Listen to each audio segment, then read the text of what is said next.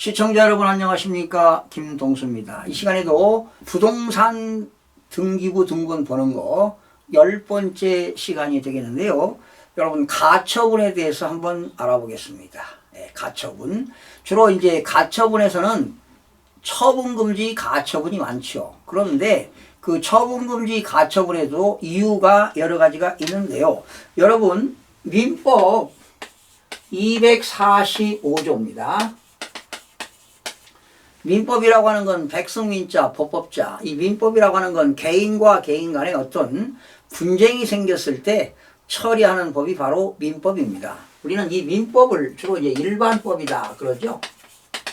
그리고 사법이다 그럽니다. 사법. 이런 말을 쓰는데 민법 245조에는요. 점유 취득시효가 나옵니다. 점유 취득시효. 그런데 이거는 미등기 부동산은요. 점유 취득시효가 20년이고요. 등기 부동산은 10년입니다. 그래서 민법 245조를 보게 되면은 이런 게 나옵니다. 점유로 인한 부동산 소유권 취득기간. 점유로 인한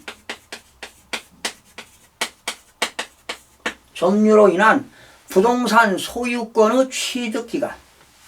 점유로 인한 부동산 소유권 취득기간인데 바로 미등기 부동산은 20년이 되겠고요. 등기된 부동산은 10년인데 결과적으로 부동산을 20년간 소유의사로 평온 공연하게 부동산을 점유하는 자가 등기함으로써 소유권을 취득한다. 그러니까 미등기 부동산은 20년이라는 걸 뭐냐? 이 부동산을 아무 일 없이 평온 공연하게 점유함으로써 등기 안 된 자산을 내 앞으로 소유권 이전 등기하면 취득으로 인정이 된다는 겁니다. 그러니까 어느 부동산이 있는데 등기가 안 된 겁니다. 누구 앞으로 등기가 안 된 건데 내가 그 부동산을 20년 동안 아무 일 없이 평온 공연하게 점유하고 내가 그걸 사용했다면 등기를 내 앞으로 소유권 취득을 하게 되면 인정해 주겠다는 겁니다. 그리고 등기된 부동산은 10년인데요. 내 앞으로 등기가 된 10년 동안 등기가 되어 있었는데 소유자로 등기된 자가 10년간 소유의사로 내 앞으로 등기됐는데 10년간 소유의사로 평온 공연하게 아무 일 없이 선의이며 과실 없이 그 부동산을 점유할 때는 취득으로 인정하겠다. 이것이 시효 취득이 되겠습니다. 그래서 이제 이런 경우 있어요. 집합 건물에는 토지 후에 건물이 있는데 그 토지 그 집합 건물에 대한 소유자가 수십 명, 수백 명인 경우도 있습니다.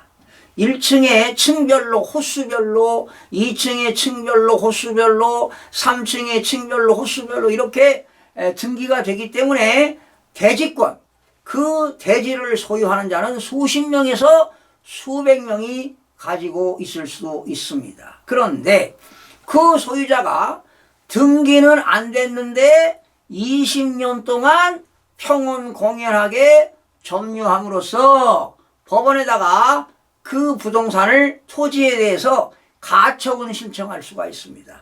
그러면 등기 원인은 법원에서 가처분 결정이 나오겠죠. 그렇다면 권리자 및 기타 상해는 누구냐? 그 토지가 등기가 안 된 사람, 즉 피보존 권리로 채권자가 부동산 점유 취득 시효로 인한 소유권 이전 등기 청구권으로 가처분을 걸 수가 있다는 내용이 되겠습니다. 그래서 등기부를 한번 살펴보겠습니다. 등기부. 여러분 가처분은 어디에 들어갑니까? 갑구에 들어가죠. 그러면 순위가 나옵니다. 그리고 등기 목적이 나오고요. 그리고 접수 연월일이 나오죠. 그리고 접수 번호가 나옵니다. 그리고 등기 원인이 나오고요. 권리자 및 기타 사항이 나옵니다. 그러면 순위는 1번이 되겠고요. 등기 목적은 가처분입니다. 그리고 접수는 이제 몇 년, 몇 월, 며칠 이렇게 올라가겠죠. 그리고 접수번호는 제 몇 호 이렇게 올라갑니다. 그리고 등기 원인은 가처분 결정이 되겠죠. 예를 들어 서울중앙지방법원이다. 서울중앙지방법원 해가지고 가처분 결정입니다. 서울중앙지방법원 가처분 결정. 그래서 이제 만약에 2024 가처분도 주로 카단이 많은데요. 카단이 많은데 이렇게 소유권 이전 청구권을 한 사람이라면 카단인데요. 여러 사람이 소유권 이전 청구권을 했다면 카합이 됩니다. 카합. 주로 가합류와 가처분 결정은 카단인데요. 이 채권자가 여러 사람일 때는 카합이 나올 수도 있습니다. 그래서 뭐 5164 이렇게 가처분 결정입니다. 법원에서 가처분 신청해서 법원에서 가처분 결정이 떨어져야 됩니다. 자, 그러면 권리자 및 기타 사항에는 피보전 권리입니다. 바로 피보전 권리란 채권을 의미하는 겁니다. 피보전 권리인데 뭐냐? 부동산 점유 취득 시효를 원인으로 인한 부동산 점유 취득 시효 원인으로 인한 부동산 점유 취득 시효 원인으로 인한 소유권 이전 등기 청구권입니다. 소유권 이전 등기 청구권. 이렇게. 그러니까 지금 토지가 필지가 있는데요. 소유자가 수백 명입니다. 그런데 지금 일부 피보전 권리 채권자가 등기가 안 된 겁니다. 그런 상태에서 20년 동안 평온 공연하게 점유해서 등기가 안 된 상태에서. 그러나 이제 집합 건물에 건물은 있는데 건물은 등기가 됐겠죠.